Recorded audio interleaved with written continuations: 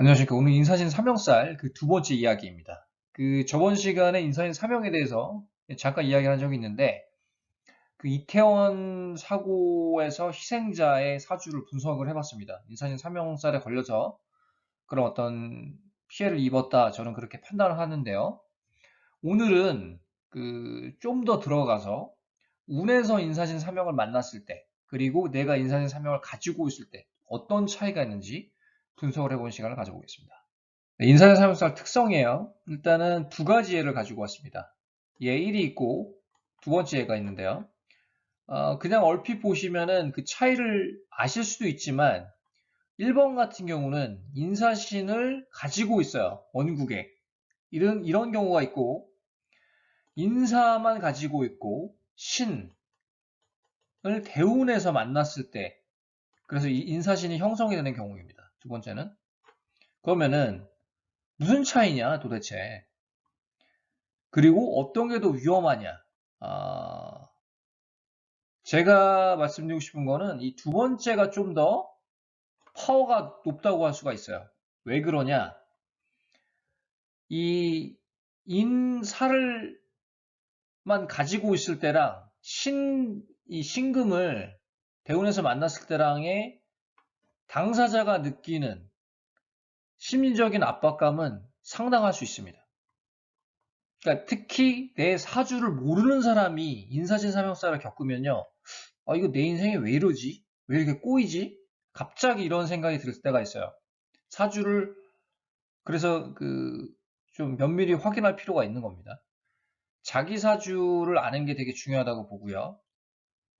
그걸 모르면은 운이 나쁜 때가 언제인지도 모르고 운이 좋은 때가 언제인지도 모르고 내 운을 어떻게 활용을 할 줄을 몰라요. 사주를 모르면. 그래서 거기서 나오는 차이, 결과의 차이가 대단할 수 있습니다. 특히 인사신 같은 경우는 그렇다는 거예요. 이 1번 같은 경우는 인사신을 가지고 있기 때문에 엄청난 기운입니다. 그래서 업상대체를 하든지, 업상대체 예를 들어서 이런 원구를 가지고 있는 사람이 군인이다. 검 쪽에서 일한다. 좋죠? 업상대체가 가능하죠. 아니, 형살이 강한 그런 어떤 직종, 의료 쪽도 강하고요. 특히 이제 중환자실, 어, 수술실 이런데 뭐 정신과도 그 형살이 강한 어떤 업종 중에 하나입니다. 왜 그러면은 내가 구속을 시키니까 그 정신과 환자들에 대한 통제 이런 거를 뭐 내가 군 경험은 아니지만 직종에 따라서 내가 상대방을 압박 통제하고 나도 그런 어떤 압박감이 강한 업무 환경에서 일을 하는 것도 형살의 일부거든요. 그래서 그런 직종을 하거나 그런 직종을 가지지 않으면 문제가 생기는 거예요. 문제가 생깁니다. 이런 사람이 아주 일반적인 직종인 그냥 회사원이라고 볼게요. 회사원이라고 보면은 어, 나도 모르게 원인 모르는 갈등, 심리적인 압박감, 건강 문제가 생길 수가 있습니다. 그래서 업상 대체를 해야 된다. 그 전에 내 사주를 알아야죠. 인사신이 있는지, 축술미 사명이 있는지 알아야 될 필요가 있겠습니다. 그 두 번째 같은 경우는 신금이 대운에서 만나가지고 인사의 사명이 형성이 됐는데 이랬을 경우에는 파급효과가 더 크다고 했어요. 왜 그러냐? 운에서 만나는 글자는요, 당사자가 느끼기에 파도처럼, 강한 파도처럼 밀고 옵니다. 빠르게. 파도라는 게 급격하게 변화시키잖아요. 급격하고, 강하고, 빠르고, 이렇잖아요. 그리고, 그런 다음에 확 없어지고. 그런 어떤 강하고, 빠르고, 삽시간에 자기 운을 바꿔놓을 수가 있습니다. 대운에서 만나는 경우에 더 그래요. 그러면은 사주를 모르는 사람이 내가 예를 들어서 인사신 사명을 가진 사람인데 아니면은 대운에서 인사신을 만난 사람인데 내 사주를 몰라요. 아니면 관심이 없어. 이랬을 경우에가 문제가 생기는 거예요. 왜? 이 사주는요, 쉽게 얘기해서, 물론 이 사주를 분석함에 있어서 오류도 생기고 에러도 있어요. 특히 작은 부분은 그래요. 그렇지만 큰 그림으로 봤을 때 사주를 보면요, 다 사주대로 살고 있습니다. 이상하게 사주대로 살고 있습니다. 그 범주를 벗어나지를 못해요. 내가 아무리 IQ가 뭐 150, 160이든 일지언정 자기 사주가 안 좋다, 자기 사주의 그릇이 안 좋다, 아니면은 자기 사주가 이러이러하다 그러면 그렇게 이러이러하게 삽니다. 머리가 좋은 거는 별개예요. 그리고 뭐 머리가 나쁘다고 한탄할 필요도 없는 이유가 사주가 좋으면요, 잘 풀립니다. 직장에서 일을 잘하는 사람이 있어요. 일을 잘하는 A가 있고 일을 별로 못하는 B가 있습니다. 근데 A의 사주는 별로 안 좋아요. B의 사주는 좋습니다. 그럼 이 B가 성공할 확률이 높은 거예요. 현실적으로 그래요. 이 사주가 현실을 반영합니다.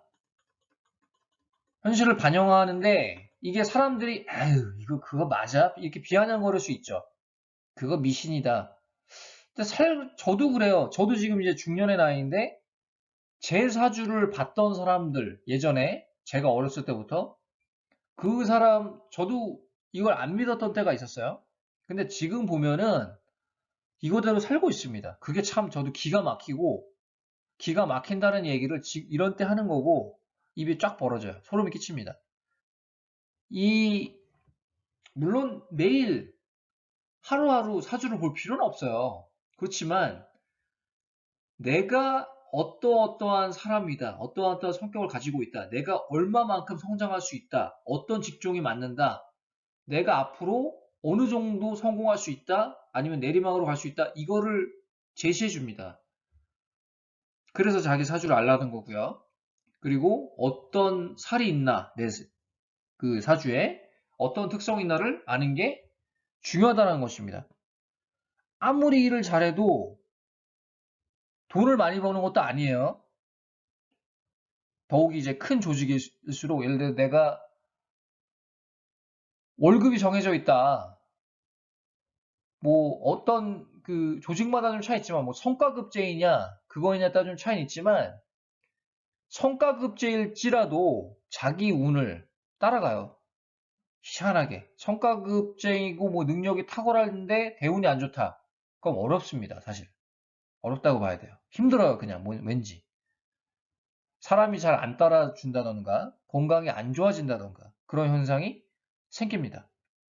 그래서 그 인사신 사명으로 다시 넘어가서 이 업상 대체를 하던지 아니면은 특히 사건 사고 건강을 주의해야 될 필요가 있습니다.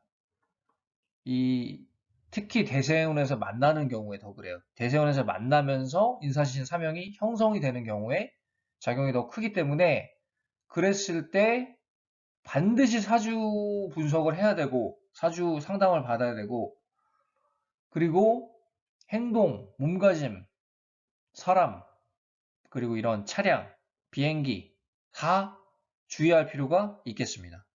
그래서 오늘 인사의 사명에 대해서 그 두 번째 이야기를 한번 해봤고요. 어떠셨나요? 다음에 또 다른 주제로 이야기해보는 시간 가져보겠습니다. 감사합니다.